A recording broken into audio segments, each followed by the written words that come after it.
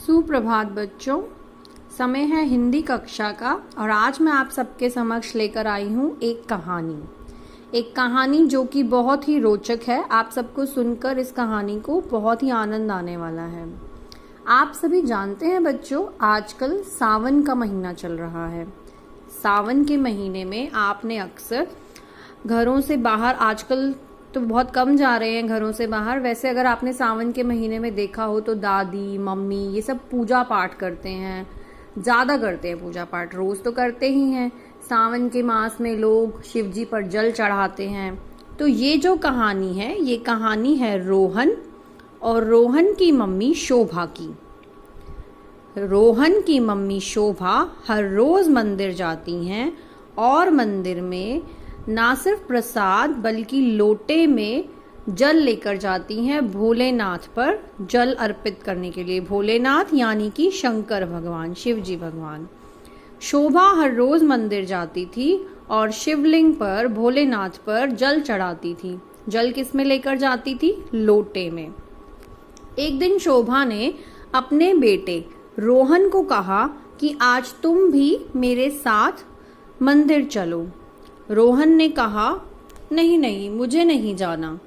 तो शोभा ने इस पर रोहन को समझाया कि अगर तुम मेरे साथ चलोगे तो तुम्हें बहुत अच्छा लगेगा। तो अपनी माँ के समझाने पर रोहन मान गया।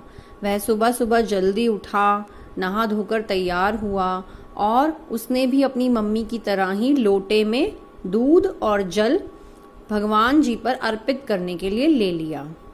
रास्ते में उसे बहुत सारे जानवर दिखाई दिए। तब उसे एक पेड़ पर बंदर लटकता हुआ दिखाई दिया। तो वह अपनी माँ से पूछने लगा कि ये सब जीव जंतु इतनी सुबह सुबह क्या करते हैं? तो उसकी माँ ने समझाया कि सब जल्दी उठ जाते हैं। भोर समय में उठना बहुत ही जरूरी है। भोर मतलब सुबह। तो सुबह सुबह उठना शरीर के लिए अच्छा होता है। हमारा शरीर इससे स्वस्थ रहता है। थोड़ी आगे बढ़ने पर उसने एक तोता देखा। अब तोते को देखकर रोहन का मन उस तोते को घर ले जाने का करने लगा। तो वह अपनी माँ से कहने लगा, माँ क्या हम इस तोते को अपने घर ले जा सकते हैं? इस पर रोहन की माँ शोभा ने जवाब दिया, नहीं, हम तोते अथवा किसी भी जानवर को या किसी भी पक्षी को अपने घर में नहीं रख सकते। रोहन ने बड़ा ही उदास चेहरा बनाकर माँ से पूछा, पर ऐसा क्यों माँ? हम क्यों नहीं ले जा सकते? और तोता तो काटेगा भी नहीं, तोता तो किसी को कोई नुकसान भी नहीं पहुंचाएगा। हम इसे एक छोटे से पिंजरे में रख लेंगे, बल्कि ये जो जो बात करेगा हम सबका मन लगा रहेगा। इस पर शोभा ने बड़े प्यार से रोहन का हाथ पकड़कर उसे समझाया, बेटा हमें कभी भी किसी जीव जंतु या पक्षी को बंदी बनाकर नहीं रखना चाहिए। तोता पक्षी उड़ने के लिए बना है, आकाश में घूमना चाहता है। उसे भगवान ने ऐसा ही बनाया है, उसे पंख दिए हैं उड़ने के लिए, ताकि वो डाल डाल उड़ सके। यदि तुम उसे अपने घर में रखोगे तो तुम तो उसे पिंजरे में बंद कर लोगे, जिससे वो उड़ भी नहीं पाएगा। तो इस पर रोहन ने विचार किया कि हाँ, माँ तो ठीक कह रही है। इससे आगे माँ ने फिर समझाया, रोहन हमें किसी को भी कैदी नहीं बनाकर रखना चाहिए। अगर हम उसे बंदी बनाकर उसकी आज़ादी छीन लेंगे तो वह खुश नहीं रहेगा। उसे फ्री रहने देना चाहिए, उसे आसमान में खुला उड़ने देना चाहिए। तो रोहन ने कहा, ठीक है माँ, आप ठीक कह रही हैं। हम किसी भी जीव जंतु या पक्षी को अपने घर में नहीं रखेंगे। अब रोहन और शोभा दोनों मंदिर में प्रवेश करते हैं। मंदिर में प्रवेश करने के बाद दोनों ने भोलेनाथ पर अपने लोटे से जल और दूध अर्पण किया और दोनों ने हाथ जोड़कर प्रार्थना भी की। तब शोभा ने पंडित जी को अपना प्रसाद की थाली भोग लगाने के लिए दी और पंडित जी ने वही थाली लौटाकर उन्हें प्रसाद दे दिया। रोहन और शोभा घर की तरफ बढ़ने लगे। घर लौटते समय रोहन ने एक बहुत सुंदर मोर देखा। मोर के पंख फैले हुए देखकर रोहन को बहुत अच्छा लगा और वो फिर माँ से पूछने लगा, माँ मोर इतना सुंदर कैसे होता है? तो माँ उसे प्रकृति और प्रकृति की चीजों के बारे में सिखाने लगी और बताने लगी कि भगवान ने हम सबको अद्भुत बनाया है, सबके अंदर कोई ना कोई विशेष गुण डाला है। तो रोहन, तुम प्रकृति, जीव जंतुओं, पशु पक्षियों सबसे प्यार करना सीखो और सुबह सुबह जल्दी भी उठना सीखो कि देखो सुबह उठकर कितने फायदे हैं, तुम कितनी आसपास की सुंदर चीजें देख पाए हो। तब रोहन ने अपनी माँ शोभा से ये प्रॉमिस किया कि आज से मैं हर रोज जल्दी उठूंगा। तो ये थी कहानी रोहन और उसकी माँ शोभा के बारे में। अब हम कुछ शब्दों को लिखेंगे जो हमने इसमें पढ़े। जैसे कि इस कहानी में सबसे पहले हमने बात किसके बारे में की है? रोहन के बारे में। और रोहन की माँ का नाम शोभा। रोहन और शोभा जल किसमें भर के लेकर गए? लोटे में। तो लोटा।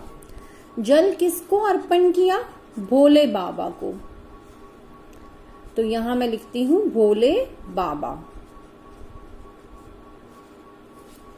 और उसने पिंजरे में किसे कैद करने की बात की थी? तोते को। तो यहां मैंने लिखा तोता। और फिर उसने किसके सुंदर पंख देखे? मोर के। तो बच्चों आप देख सकते हैं ये कुछ शब्द जो इस कहानी में यूज हुए हैं, जो इस कहानी में मैंने आपको बताए हैं, ये हैं ओ की मात्रा के शब्द। ओ की मात्रा के शब्द। ऐसे बहुत सारे शब्द ओ की मात्रा के हैं जो हम प्रयोग करते हैं बोलने में। तो आज आपने इन्हीं ओ की मात्रा के शब्दों को सीखना है और उन्हें बोलने का अभ्यास भी मेरे साथ साथ करना है। तो कुछ और शब्द सीखेंगे। ये हैं उस कहानी में आए हुए शब्द। ऐसे ही ओ की मात्रा के शब्द आपकी पुस्तक में दिए गए हैं। अब हम उन्हें बोलने का अभ्यास करेंगे। सबसे पहला शब्द है नोट। न ओट नोट। म ओ र मोर। त ओ त आ तोता। ग ओ ट ई गोटी। र ओ ट ई रोटी। जिस तरह से मैं बोल रही हूं आपने भी ऐसे ही शब्द को तोड़कर उसको बोलने की प्रैक्टिस करनी है। स ओ सो। ह न सोहन। च ओ र चोर। स मो सा समोसा। छ ओ टा छोटा। म ओ टा मोटा। हम एक मात्रा लगाते हैं ऊपर की तरफ, इसे बोलते हैं हम ओ की मात्रा। नोट सोहन। मोर चोर। तोता समोसा। गोटी छोटा। रोटी मोटा। ऐसे ही कुछ शब्द और भी हैं। तोता कोयल। ख र ग ओश खरगोश।